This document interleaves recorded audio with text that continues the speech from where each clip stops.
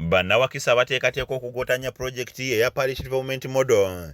President Museveni gye yassaawo okukulaakulanya bannayuganda balabuddwa obuteetantala kukikola kubanga bakugombebwamu obwala bavunaanibwe kubanga enteekateeka eno si yakuzannyiramu. Okulabula kuno kuvudde wa RDC Wakiso Justin Mbabazi wamu ne kalondoozi w'enteekateeka eno mu ggwanga Galabuzisozi nga basinzidde ku mukolo ogw'okutongoza enkola eno mu disitulikiti y'e Wakiso oguyindidde ku kitebe kya disitulikiti eno enkya ya leero. Omuntu yenna anaazannyira mu kintu kya parish model mumugambe bumukeeredde. Bye bakoze bimala kati parish model bagirekera omuwejjere.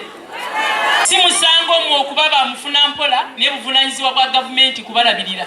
Abamu ku bannawakisa abeewandiisa okufuna ensimbi za parish development model balomboza okusoomoozebwa kwe basanze nga n'ebyuma bikalimagezi byabawandula mu nteekateeka eno nga biraga nti tebateekeddwa kufuna nsimbi zino okukosa n'abaddukanya enteekateeka eno okuba batono ekigiziŋŋamiza okutambula. Abantu bwe mwateekamu yes aba ne baba no kitegeezebwa mwaddira abagagga ne beefuula ng'abanaku bo ne bateekamu ne bakamba yes ate abanaku bennyini bo n'abeera no. Bantu nga 11 twayise 8 nga batuga nti sisitimu buli ekijja ereeta nno yes babadde 8.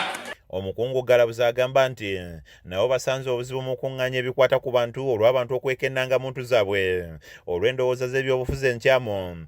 Kyokka ng'alabudde abantu bonna obutagayalira nteekateeka eno kuba singa tebagyetabaamu bandiwunzika nga tebalina ndala gye beetabyemu. Tusaba abantu buli muntu yenna n'abali wano be mugenda okulaba bafunye ssente teri agenda kufuna ssente nga tebamuwandiisa era ndibagamba nti tebafuna ssente obuzibu badde kubeera nti mu sisitimu za gavumenti eziwandiika omuntu ku kyalo gy'ali maka gy'abeera nti abasinga si bawandiise. Ono aliko enkyukakyuka z'akoze omuli okweyambisa ennyo abakulembeze ba SACCO okulonda abantu abatuufu abateekeddwa okufuna ensimbi zino kiyambe okwekenneenya abo abaagaanibwa ebyuma bikalimagezi ate nga bawejjera abateekeddwa okufuna ensimbi zino. Anga sisitimu eyo ekyakituteesaawo sisitimu eyo bintu bibiri. Ekisooka tetwagala abantu kudduka mu miruka egy'enjawulo nga bajjayo ssente. So bw'ofuna omulundi ogumu bw'ogezaako okgenda walala ekwata.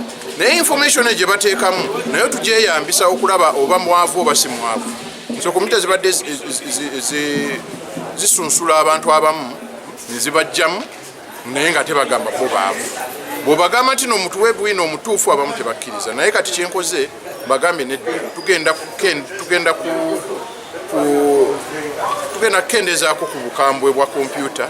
Akulira abakozi mu disitulikiti eno Alfred Malinga akakasizza nti ensimbi ezisoba mu buwumbi obunaazi zaakaweebwa disitulikiti y'e Wakiso nga zino zaakuweebwa bammemba mu bibiina by'obwegassi ebisoba mu 100 ng'asabye abatembeeta enteekateeka eno okubaako kye bakola ku kya kompyuta eziraga nti abantu naddala bawejjere tebateekeddwa kufuna nsimbi zino.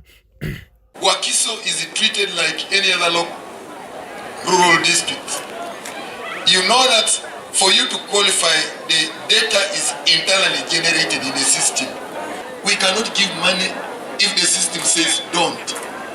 So we need to quickly address that problem so that this money that we have, people receive it.